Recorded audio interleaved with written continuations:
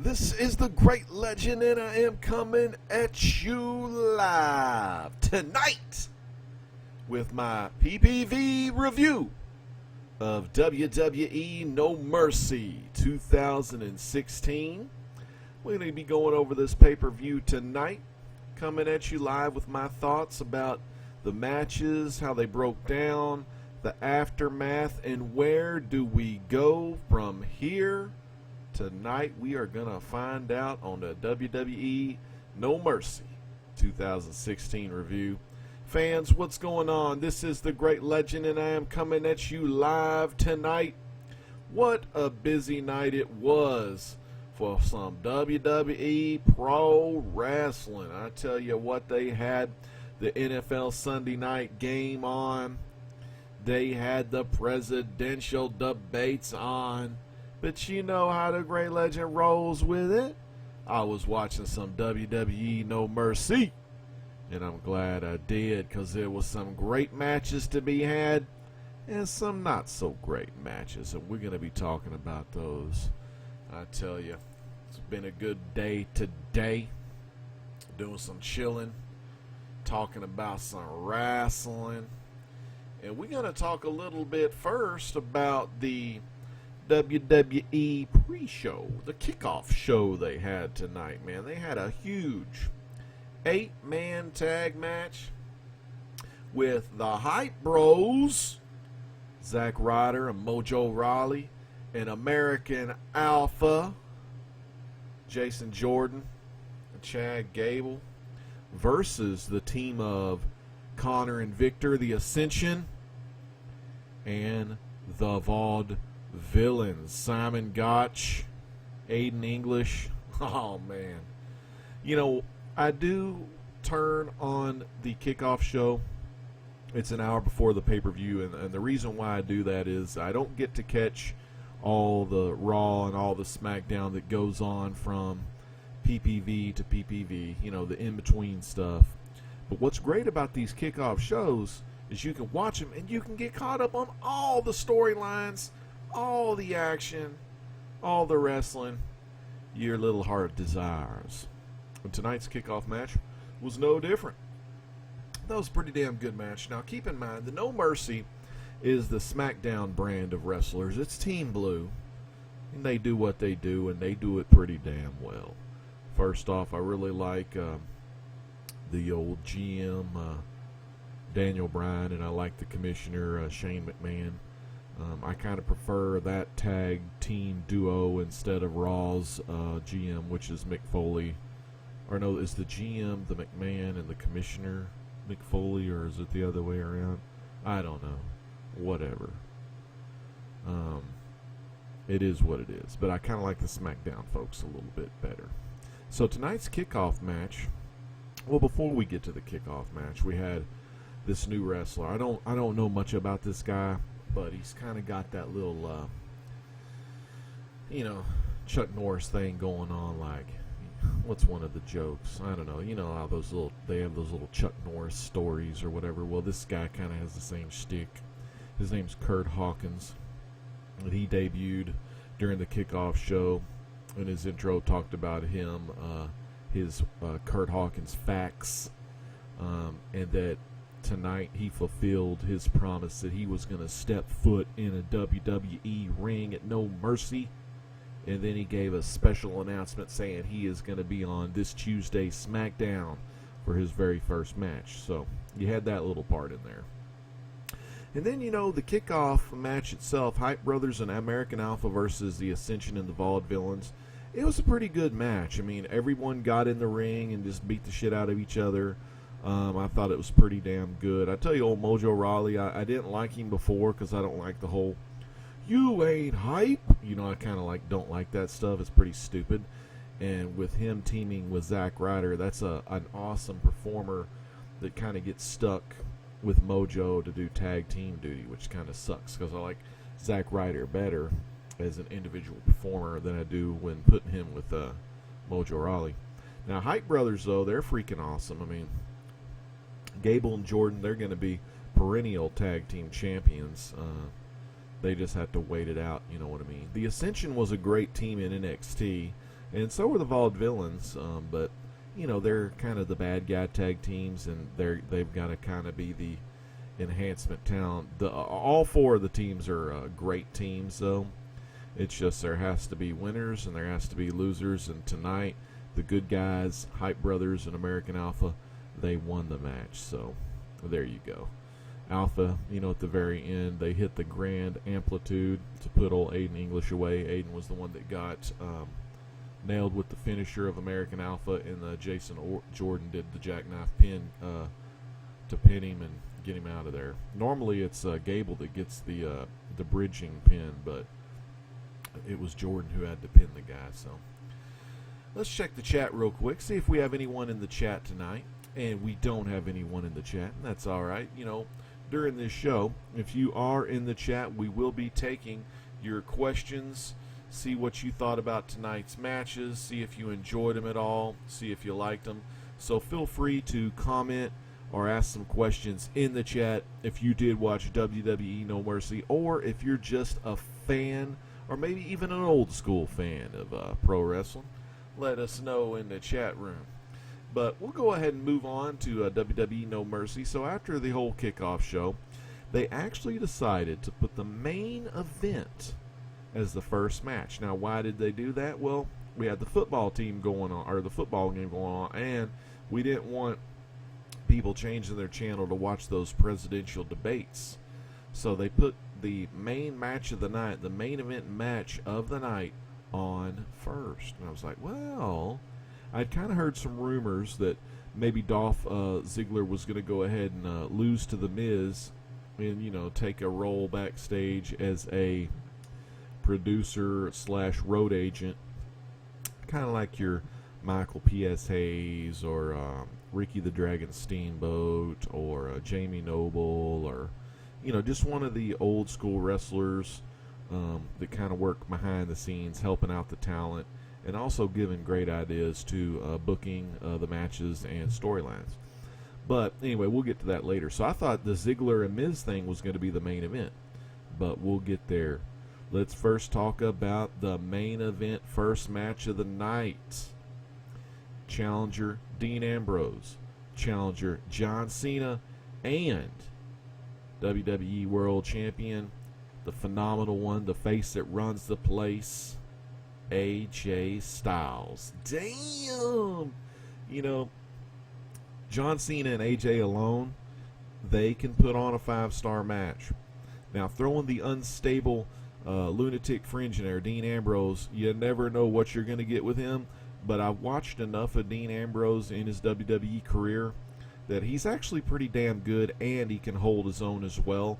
He's more of the brawler kind of wrestler, kind of like Stone Cold was in his later half of Stone Cold's career. After Owen Hart put the pile driver on him and kind of messed Stone Cold's neck up, Stone Cold became more of a brawler kind of wrestler. So Ambrose is the same. But, man, all three of those guys together in the ring at once, it's pretty damn awesome.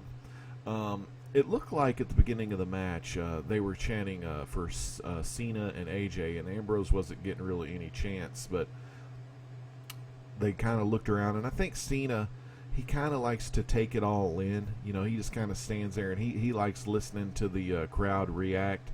He likes to get the feel of what the fans want. So it seems to me he plays to the fans, wrestles to the fans, because that's your audience, you know what I'm saying? AJ does the same thing, but with Ambrose, they just wanted to get started, so bam, they all just started going at each other as quickly as they could. They all tried to hit their finishers early. Ambrose sent Styles to the floor, and then Cena followed. They brawled. They went left. They went right. Cena catching Ambrose, posting him up. Styles started to get working over Cena. The crowd was into it.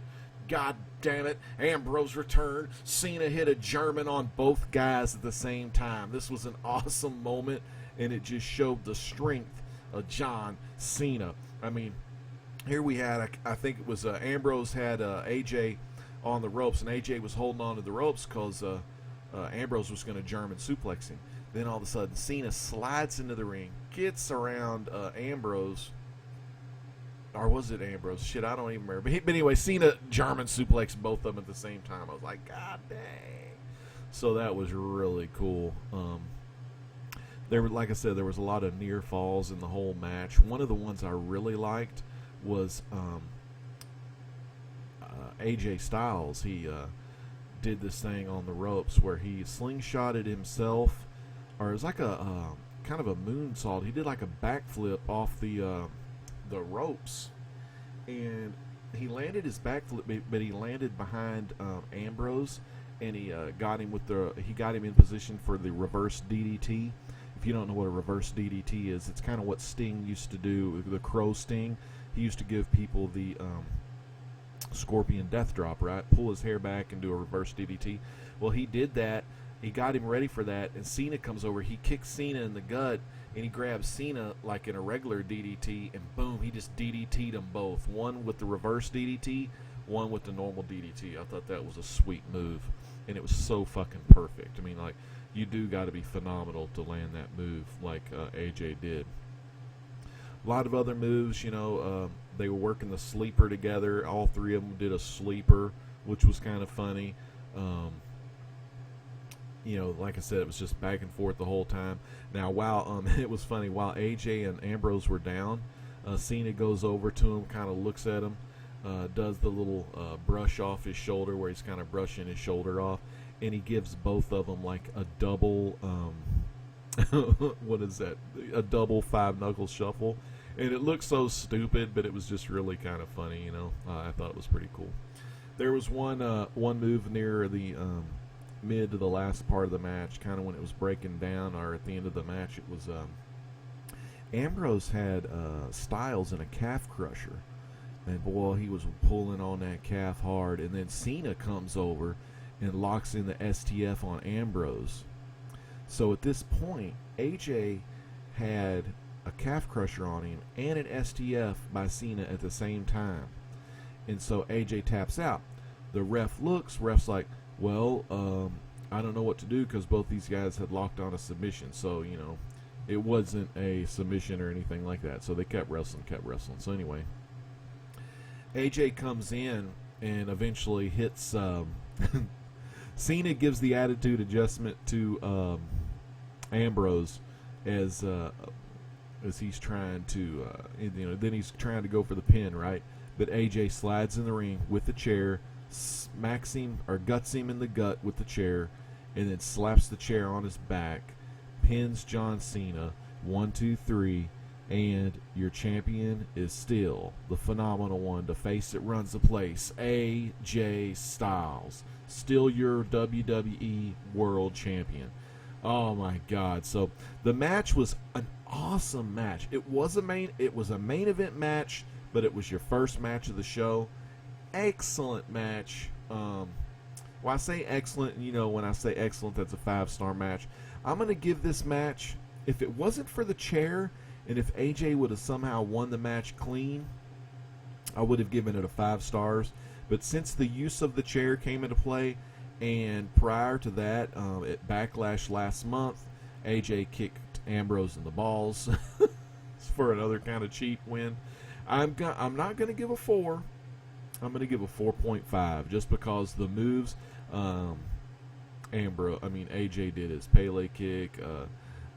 Ambrose missed a lunatic lariat into Cena. He come off that lunatic lariat thing where he rebounds out of the ropes, and Cena just clotheslined the shit out of him. It looked like one of JBL's clotheslines from hell. I liked it. It was good. And I love when AJ does the 450 off the springboard. Very cool. I mean, so I'm going to give it a 4.5. I thought it was a great match. Not an excellent, but almost there. 4.5, though. Really good match. So that was our first official match of the night. Got to go 4.5. Now, I know sometimes I rate matches kind of high because it doesn't take much for me to get entertained by a match. But here it is. I mean, the wrestlers, they did a great job. There was hardly any screw-ups, no missed spots that I could tell. They worked their ass off in the ring. It was clean. The fans were into it. I mean, it was just great. Just a great match. I mean, sure there was some chair cheap shit at the end, but you know, that's part of the story, and the story was told tonight. But I thought it was really cool. And you know, AJ's a heel. He's going to resort to some heel tactics to win. So it was awesome. I liked it. Now, the next match was also a pretty good match. It was Nikki. Well, actually, I take that back. I like both of these female wrestlers. You know, it was Nikki Bella versus Carmella, and Carmella, you know, she's been at Nikki Bella for a while. Carmella the heel, pretty fun little heel. But this match, it was just kind of a quick match. I think it only ran about 8 minutes or so. It wasn't a really long match, but for the most part, Carmella, man, it's like she doesn't get a big reaction from the WWE. It's kind of like, I mean, she's got the look and everything, but you know, the fans don't really give two shits about her. And I think where WWE went wrong with Carmella, I think they should have really got her onto the Raw brand so she could come out with Enzo and Cass. Because, you know, in real life, Cass and her are boyfriend and girlfriend. So I really think they should have went with that. But it is what it is. She's on SmackDown. So it is good that she's doing some of her own stuff. She's got a pretty good submission finisher, which is all right. So I like the first part. I like a good slap. You know, Carmella just opens up the match with slapping Nikki. Nikki got pissed. She went on the attack, you know, pretty quick. And they kicked each other's ass a little bit. But for the most part, Carmella started targeting the neck of Nikki Bella, which was her neck was the thing that was injured or whatever. Carmella also has a really nice super kick that's really cool. Carmella did her submission pretty much twice. She rolled into the Code of Silence pretty damn early, but you know, Nikki of course got to the ropes, and then she beat on Nikki some more, slapping the shit out of her, saying, "Why don't you just go down? Blah blah blah blah. Why don't you go down?" And finally, Nikki got up and hit her with the Rack Attack 2.0. That's what she's calling her finishing move. It's the gets them in that fireman's carry. Actually, she gets them in kind of the Lex Luger torture rack, the rack position, I guess. Not a fireman's carry, but an actual rack position. And she swings it around for the neck breaker. You know, just drops her kind of. So she won with the 1-2-3, and I think it was an all right booking decision. I mean, Carmella's been cheap shotting her pretty much for like a month now, so I'm kind of glad Nikki got the win, and that was kind of good. So that match itself, I'm going to go ahead and give I'll give that one 3 stars. It was just a pretty solid, good match. I mean, there's no spectacular stuff. I mean, if you want the spectacular stuff, you watch Charlotte and Sasha on Raw. I mean, they have really big high spots, whereas this match just felt like your traditional kind of match. So I'll give that one 3 stars. 3 stars for that match. Again, the chat's really not hopping. We don't have any questions right now, so we may get done early tonight with the with this fun WWE PPV. This is WWE No Mercy 2016 review here on the Great Legend Show, where you can catch the Great Legend Show every day, every night, all night at www.youtube.com/rdowdy95, where the Great Legend is always coming at you live with comics, cooking, gaming, wrestling, and everything pop culture. A lot of fun coming at y'all live, and I like this format here for the WWE PPP reviews. If you're interested in past reviews, you can click up in the top right hand corner of this video, and it'll have a card that pops up saying WWE PPV reviews. There's 4 of them up right now. There'll be 5 tomorrow when I get this video done. And I've had a lot of great response from doing these PPV reviews after WWE puts them on. So really pumped up about that, and I hope everyone enjoys listening to this review, if it's even on the flip side or maybe even on your way to work tomorrow morning, because there's really no video. This is primarily all audio, so instead of getting my beautiful face, you are getting my beautiful voice live on the Great Legend Show. And if you didn't know, now you know. So the next match we're going to talk about is for the SmackDown Tag Team titles, baby. And we have our champions, Heath Slater, the one-man band, and ECW legend Rhino. They call these two guys Beauty and the Man Beast. And I didn't really think Heath Slater was all that good looking, but I don't really know. You know, I don't look at my boys like that. Tonight I'm drinking some of that nice Dr. Pepper that tastes so good and tastes so fine. And tonight, Heath Slater and Rhino were taking on the #1 contenders for your SmackDown Tag Team titles, Jimmy and Jay Uso, the new branded Usos, the heel Usos, the take no shit Usos, the Usos that get mad at the fans because the fans are booing the Usos, and the Usos ain't painted up. They're not painted up no more with all those cool colors. So they're kind of more badass, honestly, and their theme music is pretty damn cool now. You know, their ring entrance music. I kind of dig it. And what do you think about the word, can you dig it? Oh, I dig it. I kind of dig it. Yeah, I dig it. You know, ever since that Luke Cage shit came out on Netflix, everyone's saying dig it. Stupid. Anyway, I haven't watched the show. No disrespect. But, you know, it's funny how those comments just kind of, you know, start happening, you know. So, you know, tonight's match, it was Rhino that started out the match. Very interesting. Normally Heath starts out the match, you know, the guy that gets his ass kicked. And then when Heath makes a hot tag, your boy Rhino comes in and just works everybody over. But Rhino started things off, and Rhino was doing the power game on the Usos pretty damn well. You know, he's got a lot of strength to him. And Jimmy was in there just taking it like a man. Slater got tagged in, and he was cut off by Jay Uso, who got like 2 body slams in a row and some suplexes and some quick tags with his brother Jimmy. And they kind of isolated Slater in the corner, kind of kept him in the corner. But what was crazy, it was like, what was kind of funny, it was Jimmy, or how was that, Jimmy J. Oh, man, I can't remember. The one that's not married to Naomi, he says, I got kids. And he kept saying, I got kids in the ring like that. I thought that was funny because he's always talking about his many thousands of kids he has or whatnot. Of course, probably all part of the storyline. I don't even think he's married or anything.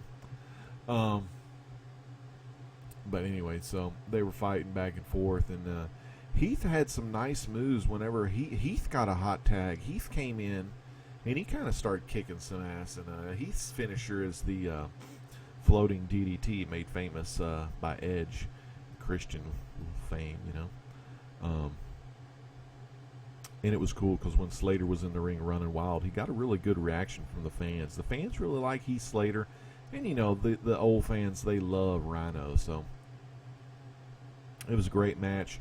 Finally, Heath was about to get pinned. Rhino came in. Actually, no, it was, I think it was Jay had the what I call the tequila sunrise. Basically, it's a half Boston crab with with the guy's arm locked in. You know, if he's working the left leg with a half crab, he's got the left arm locked in underneath his, in between his thigh and calf, so he's kind of got it locked in, or is it hamstring? I don't know. Yeah, calf, whatever. Anyway, Conan used to do it in WCW. So Rhino comes in, bounces, runs the ropes, bounces off the ropes, and then just clotheslines one of the Usos, and he drops. And then Heath got in there, finally made the tag. Uso got up, boom, got the gore right on him, the sick-ass gore. So Slater and Rhino, they picked up the win, and it was just a good, solid match. I mean, they worked great together. The crowd was into it. It was really cool. They've been doing a lot of different work with different tag teams on the SmackDown show. So hopefully some of these tag teams, will keep being hot and keep doing really good. So I kind of liked it. I dug the match. It was I dig it. I dig it. I dig it. Anyways, I give it a 3 stars. Thought it was pretty damn good.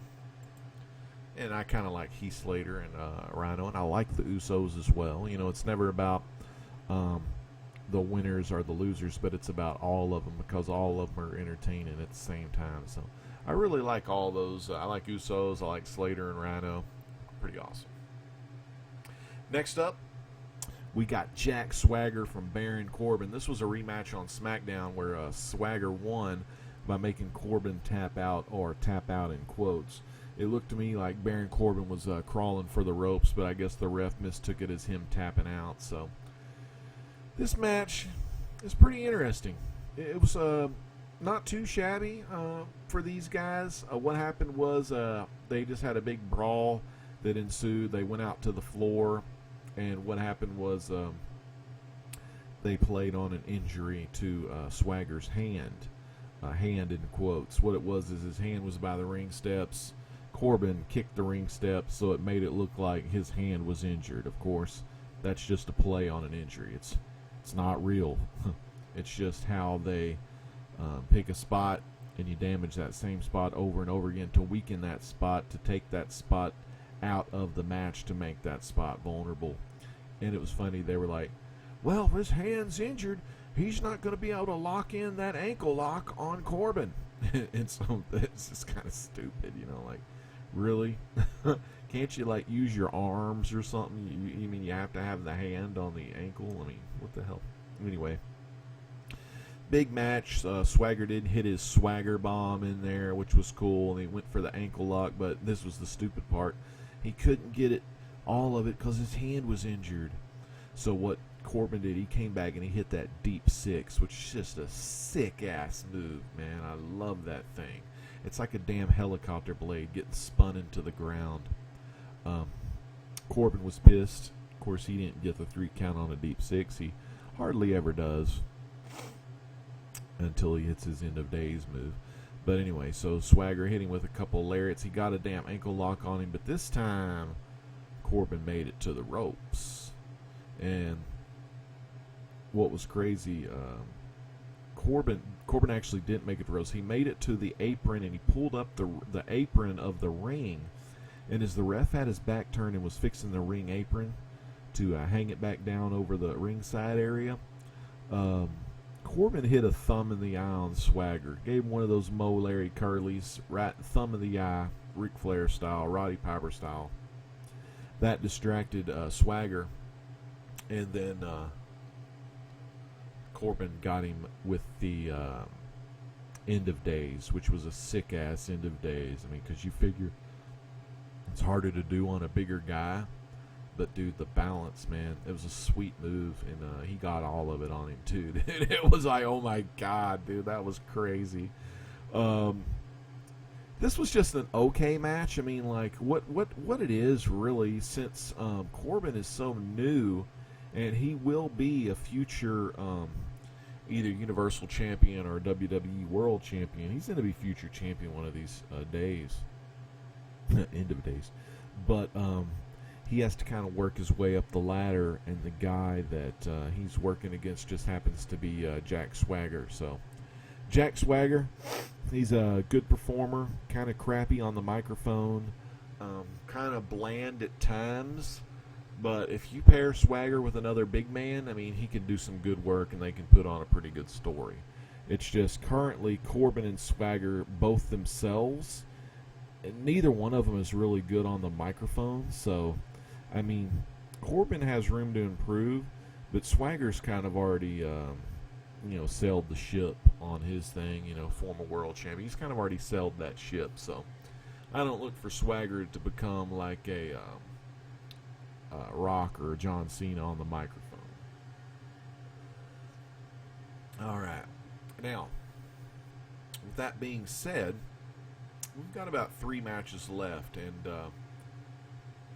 with the possibility of Dolph Ziggler retiring, which really sucked because I'm a huge Ziggler fan. He's currently my favorite babyface wrestler in the WWE right now, and he's an awesome performer. Anyone that wrestles with him or is in the ring with him, he makes them look really damn good. He makes them look good. And he's awesome as well, so I was pretty pissed that this match wasn't on last. I wanted the Ziggler and the Miz match to be on last, because if you think about it, we have 3 more matches left. We have Alexa Bliss fighting. I'll get to who she fought. And we have Orton and Bray Wyatt. And I told my wife, I was like, yeah, I think they're going to have Ziggler on last. Ziggler and Miz. It's going to be so awesome. But no, they didn't. They had him on like the next match I'm going to talk about. Ziggler versus The Miz. But before we could do that, I want to stop off in the chat. We've got some great guys in here. We got Nerd Vision. He just wanted to say, sup, legend. Just wanted to stop by and say, sup.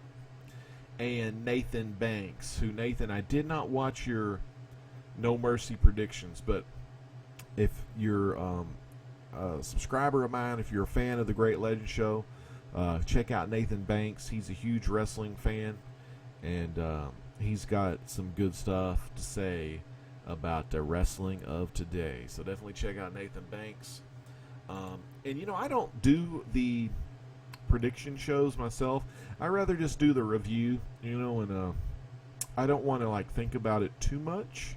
I kind of thought about this week a little bit too much because I heard rumors that WWE, and all this could have been stirred by Ric Flair's podcast. I don't even know how much of this is really real, but I know for a fact that WWE is high on Ziggler. I mean, they really like Ziggler, and they've done a little bit more with Ziggler as far as Ziggler being on the microphone.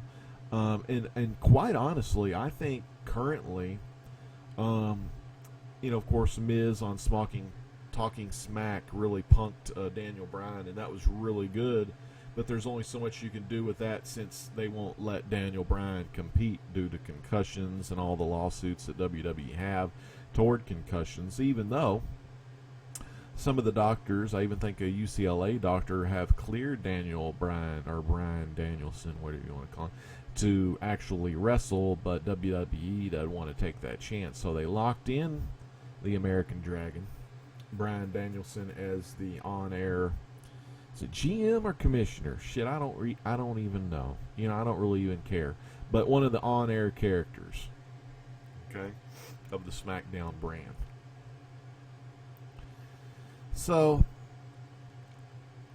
I thought if they could main event the match, Ziggler would get beat, Ziggler would go on to be a road agent / producer behind the scenes, help the company out, help the young wrestlers, maybe create some storylines, or hell, even create some dialogue. I mean, this man is a very, very talented stand-up comedian, and he's appeared on, I think, Fox News as a business analyst. So he's done things outside of wrestling, and he's even made one of those WWE films.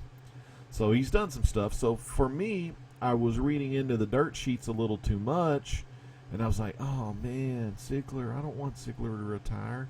And then this match came along. So this match was awesome. When the match started, Ziggler on his way out to the ring, he did the whole butt shaking thing. He kind of stayed longer sitting on the middle rope as he enters the ring, where he kind of enters it, but then he cuts back and he talks to the fans and stuff, and it kind of looked like he was looking at the crowd a little bit longer. So whoever booked this is an amazing booker. As I think everyone thought, tons of people thought, and maybe this is what they do. Maybe they throw that misinformation out there to make us think one thing, to get us, thinking another thing. So anyway, it was a great match from the get-go. Big time match. I mean, here we have it. If Dolph wins, he wins the Intercontinental Championship. If Miz wins, he keeps the title and makes Dolph retire. Now, out of all the matches going into No Mercy, I felt that this had the best build to it. Just because partly the Miz, it has been awesome the last 2 or 3 months with the whole, I guess I should say 2 months, with the whole Daniel Bryan thing and the feud with Dolph Ziggler. Like, I like long-standing feuds because, when you get to that climax, when you get to that pay-per-view, it just is so much more. So, awesome. These guys, actually, they used to travel together. I don't know if they travel together much anymore since Maurice is in the picture, Mrs. Wife, but they used to travel a lot on the road together, at the airports, airplanes together, so they know each other very well outside of the squared circle, and they know each other very well inside the squared circle. And when you know someone that well, and you have that trust in your partner that well, I think that really helps, and it meshes, it makes these two performers mesh together so well in the ring because they have that outside relationship, but when they're in the ring at the same time, they can have that 100% trust in each other and just put on a great match. So back and forth. Miz just whipping that ass. Miz pulling out all the stops, and Dolph still kicks out of everything. One of the moves I really like, she sprayed him with some of the spray, and Dolph looked like he was out, and then I thought, oh, he's not going to lose. No, he can't. Well, Dolph puts his leg on the bottom rope for a rope break. I was like, oh, that's awesome. Because Miz did that not too long ago with Maurice's help, of course. So we have Maurice. She's distracting the ref, doing what she does. So Miz goes over and takes that top turnbuckle off. So Miz was finally able to throw Ziggler's head into the exposed turnbuckle, and he finally hit that stupid springboard powerbomb, which normally is a pretty big move, and especially after you hit your turnbuckle, I was still thinking Ziggler was going to get beat. And Ziggler kicks out again. That's what I love about Ziggler. Ziggler then responded with his patented zigzag move, which last year was his finisher, and then they swapped it to a super kick, or a sweet chin music. Miz barely kicked out before the 3 count on that. There was a super kick attempt by Ziggler, but it was reversed into the skull-crushing finale, and I thought right there it was over. But Miz, he appeared to have that upper hand. He even pulled, during the figure 4 and working on the leg, he even pulled Ziggler's wrestling boot off. And I was like, damn. And then when he pulled that boot off, and he got stunned by it, it gave Ziggler some time to hit a damn barefooted super kick on Miz. And I was like, awesome. And then old Ziggler's old cohorts, the Spirit Squad, they come down the ring to distract the referee along with Maurice. And Ziggler super kicked one of them off the ring apron, which was cool. But when he turned back around, Miz hit the skull-crushing finale. And I thought this was it right here. I totally thought this was it. I thought Ziggler was going to lose.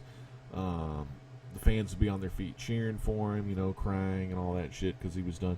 But anyway, Ziggler actually kicked out of the skull-crushing finale. And all the fans were so damn pumped. And finally the ref, he ejected Maurice and the 2 Spirit Squad guys at ringside, so they got out of there. Miz was so pissed, and he was looking at the ref and all that bullshit. Ziggler squared up and hit another super kick to win the Intercontinental title with the pin. 1, 2, 3, and he didn't have to retire after all. 5-time Intercontinental Championship. Dolph Ziggler, he's back, baby. Dolph is back. I love him with the Intercontinental strap. It was such a damn good match, man. I'm so freaking pumped. I can't believe it. Oh, man, it was awesome. What a match, man. Dolph freaking Ziggler. So freaking cool. Man, so I'm so glad he won. he did great. I mean, he held the title up. I mean, he went out there, did his victory lap around the ring, hugged all the fans, high fives. The fans were totally into it. I mean, this was the match that should have been the last match of the show. This should have been the main event that would have ended the whole show. They really should have done that. I do not know why they didn't do that. It just baffles me, some of the damn decisions that WWE makes on things. But, man, this should have been the last match. This match, fans, it's 5 stars. I don't give them out very often. Freaking 5 stars, though. Good God almighty. Miz, man. Miz was amazing. Perfect heel. Perfect bad guy. I mean, a lot of us hate the Miz, and granted, my dad even, like, we talked about it at lunch today. My dad, like, hates the Miz, too. Because Miz is so cheap. But I told my dad, I was like, well, you know, Dad, he is a cheap-ass bastard, and I hate him, too. But you know what? That's what makes him a good heel, you know. That's what makes a good heel. People do not like Miz. But in the ring, Miz is solid. And like he told Daniel Bryan on Talking Smack a while back, he never gets injured. He never gets sick. He's always there. Pretty damn awesome. Same with Ziggler, man. You know, Ziggler and Miz, 2 of the hardest workers in WWE. And you can put those guys on the main event anytime, and you're going to get a damn good match. Like I said, what makes a good match is not only the good guy, not only the bad guy. It takes both. It takes 2 to tango. And when you got both of them in there, they know what they're doing. They fought each other before. They practice on live events against each other. They talk to each other. They communicate behind the scenes. You know, talk about your spots, high spots, low spots, storyline. When you're, you know, because some wrestlers may get thrown into a storyline that they don't like. You know, maybe it's something, you know, maybe they wanted a world title around their waist, but they're not getting it, a.k.a. Cesaro and Sheamus. They don't like their place on the card. But you know what? People like Dolph, people like Miz, it's not all about that. It's about making the company, WWE, it's making the company succeed in doing what you need to do to make the company as a team, as a whole team, make it succeed. And, man, they did that tonight. The fans were into it. The fans were on their feet multiple times. They were chanting Ziggler. I mean, damn. This probably, in my eyes, is Ziggler's greatest match to date for his career. And I'll say this has got to be in at least the top 5, maybe top 3 matches for Miz as well. I know both of these guys have won the world title before. But this match here tonight, 5-star match. Amazing match, and if you're a Ziggler or a Miz fan, you'll be talking about this match for years to come. Great match. Okay, the next match, it was supposed to be Alexa Bliss getting her title shot against Becky Lynch. Becky Lynch was not able to compete due to a non-physical medical issue. That's what they termed it. Now, she posted on Twitter that she's fine, she'll be back in the ring soon. Now, in the picture, she was in a hospital bed, but that could have, of course, all been staged. Who really knows, you know what happened. I mean, if it was something real, she would have said, she'll do everything, I can get back as soon as possible to defend my title. I mean, if it was if it was a real thing, they could have said, hey, she's got to get her appendix out, hey, she's got to do this, got to do that, blah, blah, blah. But I really have no clue why she didn't compete tonight. That's okay. I mean, save the match for another day. So what we got Naomi and Alexa Bliss. Now, this was a weird match. I mean, I like Naomi and I like Alexa Bliss. I mean, she's, I kind of like, as far as women heels, I like All Red Everything. What's her damn name? So she needs to quit doing drugs and get back in the ring. Eva Marie, I like her as a bad wrestler. Just because she pisses people off, kind of like The Miz and stuff. I kind of like that. And then I like Carmella currently. Although, there's just not a lot of heels Well, Natalia's a heel, but people love Natalia anyway, so it kind of doesn't really work that well. But anyway, so Naomi, what I did not like about this match, it was kind of back and forth, and they were hitting their spots and everything. And I thought Bliss would get a clean win to strengthen her number one contender spot for the title.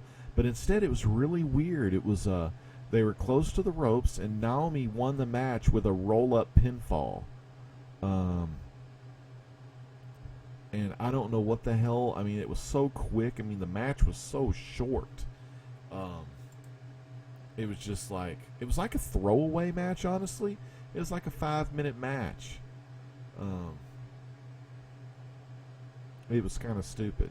It was kind of just, Bliss had some momentum, but they just tossed it aside and took the easy way out and let Naomi win with a roll-up. So I could see this turning into, with Naomi beating the number one contender Alexa Bliss, I could see something like on maybe SmackDown. They say she's going to be back in Glasgow, Ireland, or is it Scotland? I don't even know wherever the hell Glasgow is.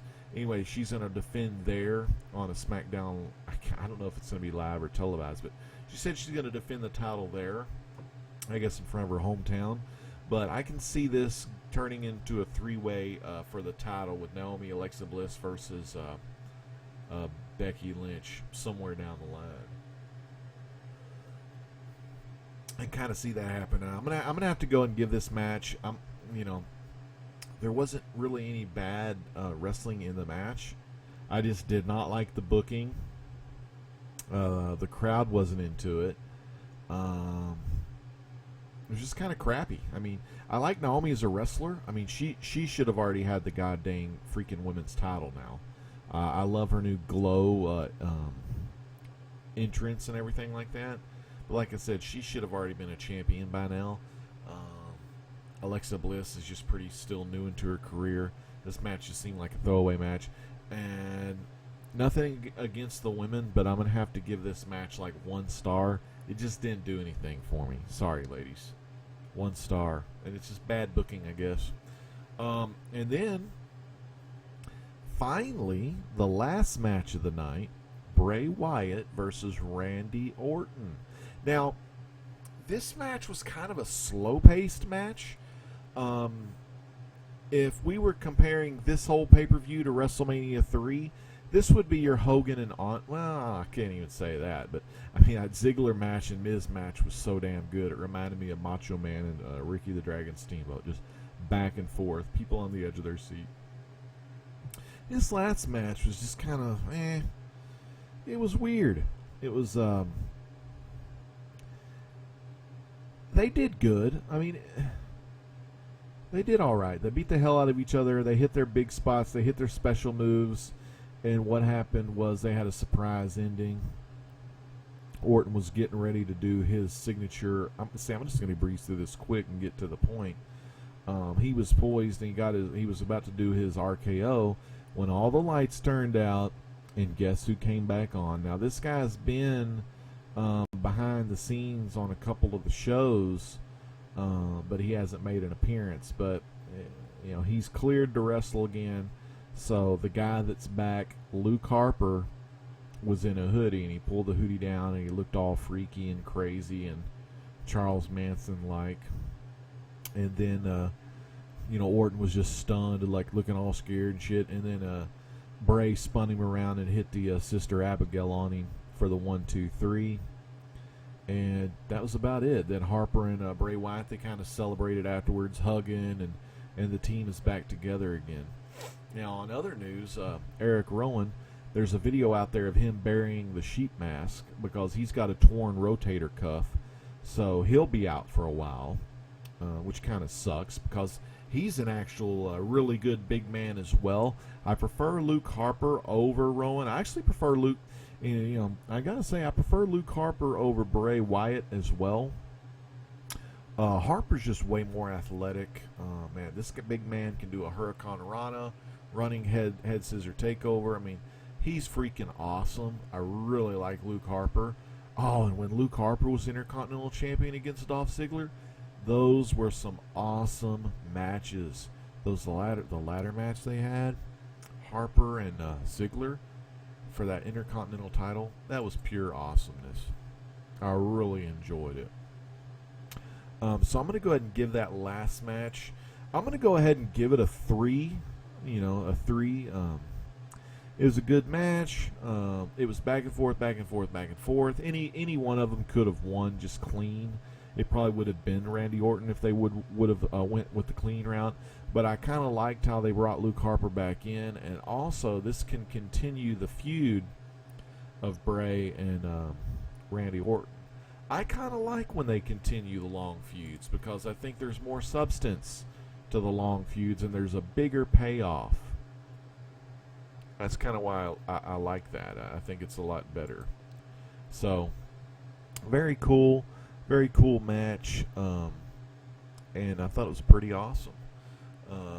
Well, not that match. I just think that match was good, a good 3-star match. So, yeah, pretty dang cool, pretty good, pretty awesome. So this was your full review of all the matches from WWE No Mercy. I thought had some good times and some pretty good matches. There wasn't a lot on the card. I want to give a big shout out going for the Vin. He's kind of watching right now, so good to see you on here. Thanks for watching. But the next PPV we're going to be talking about is October 30th. Raw brand is doing Hell in a Cell, so we're going to be doing Hell in a Cell pretty soon, so that ought to be pretty good.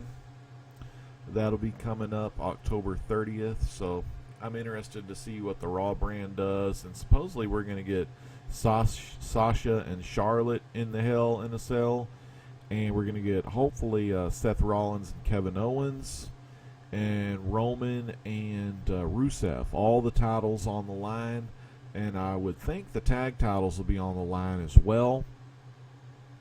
I'm not sure if New Day is going to compete again against Gallows and Anderson or not, but that'll be pretty interesting. But back to No Mercy. Like I said, last match I'm going to give a 3. Match of the night definitely is going down to the Intercontinental Champion / retirement match. Dolph defeats Miz via pinfall to win the title, his 5th Intercontinental Championship title reign. So I hope Dolph sticks around for a lot longer because he's got more years to go. I mean, I know he wants to do his stand-up comedy, but I would really love if Dolph would win the world title at least one more time. It's just kind of hard to do when you have like Cena, going for the Sweet 16, and trying to tie Ric Flair, and then Ambrose had that world title, and he's trying to get it back. AJ Styles, rightfully so, he deserves the belt now. I do like AJ Styles, but I'm kind of more of a Ziggler fan, I want to give a big shout out again to Eddie Rodriguez. Eddie Rodriguez is in the house. Kyle Walker's in the house. Guys, it's so great to see y'all on to hear me talk about some WWE wrestling. I just got done watching the WWE No Mercy 2016, and I'm giving my review and my thoughts on what I thought about the WWE No Mercy 2016. And pretty good pay-per-view. If you're new to these kind of shows, every Sunday after a WWE PPV, I will break down the matches, tell y'all what I thought about the matches, the booking, the fan reaction, the heels, the faces, everything in the wrestling world. So, pretty awesome, though. I got to give it up. Dolph surprised me. Finally won. It's great to have Luke Harper back as well. And then that Cena, AJ Styles, and Ambrose match was also a damn good match as well. So, overall, No Mercy. I'm going to be a little hard on it tonight because there was a lot of throwaway matches, like matches I didn't really care about. I'm going to give it a 3.5. If they could have had Becky Lynch in there defending her title and putting on a kick-ass match, I would have given it a 4, most likely. But tonight, I got to give WWE No Mercy just 3.5 stars. It is what it is. This isn't one of the big PPVs, but it was good. It was a good PPV. It just wasn't great, and it just wasn't excellent. They had, two great, excellent matches. We had a great 4. What did I say? 4. I think I called it a 4.5 with AJ and Cena and all of them, and then 5-star with Dolph and Miz. Eddie says he's a little behind on watching the wrestling, but he feels like WWE is recycling things they did in the past. And that's how it is with everything, unfortunately. Just imagine yourself, you're back in the 70s, you're at the Dallas Sportatorium. Vince McMahon Sr. sends down a guy named Andrei Ruzumov and a Polish guy named Ivan Putski. Sends those two guys down to Dallas, Texas to fight at the Dallas Sportatorium against people like Fritz von Erich. Yeah, the Territory days. It was a lot better back then because there were more promotions regionally, and then they would send their talent to other places. So you always got some new matchups. But with the way it is now, and there's some indie promotions. Some are bigger than others, and then there's the big conglomerate WWE. Then you have AAA in Mexico and New Japan and all that, but it's hard to get those matchups anymore. So I understand what Eddie Rodriguez is saying. It does feel like they're recycling things they did in the past, but it's also a whole new ball game as well. Everyone knows that wrestling is predetermined outcomes and things like that, whereas back in the day you didn't know that, so, or some did if they actually watched them practice and before the show started. But Eddie, thank you for showing up tonight. Nathan, Nerd Vision, going for the Vin, Eddie Rodriguez, Kyle Walker, again, thank y'all so much for coming out, watching a little bit of the WWE No Mercy 2016 review from the Great Legend tonight. So we'll see you, if you're a wrestling fan, we're going to see you next time, October 30th, around 10:30 p.m. Central Standard Time for WWE Hell in a Cell. And that ought to be pretty cool. Spotlighting the Red Team, Team Red, the Raw brand. Other things we got coming up this week, I got a crap ton of things to unbox as far as comic books go. I think I've got 6 packages. I did a unboxing. I got some comics from Whodat Comics, Collectibles, and Gaming. I got that earlier today, and it's only an 8-minute video. Can't believe it. Most of my videos, they do run long. But thank you so much for all the love, all the support that y'all always give the Great Legend, the Great Legend Show at youtube.com/RDowdy95, where the Great Legend is always coming at you live with comics, cooking, gaming, wrestling, and everything pop culture. This is the Great Legend, and I'm saying peace out. God bless.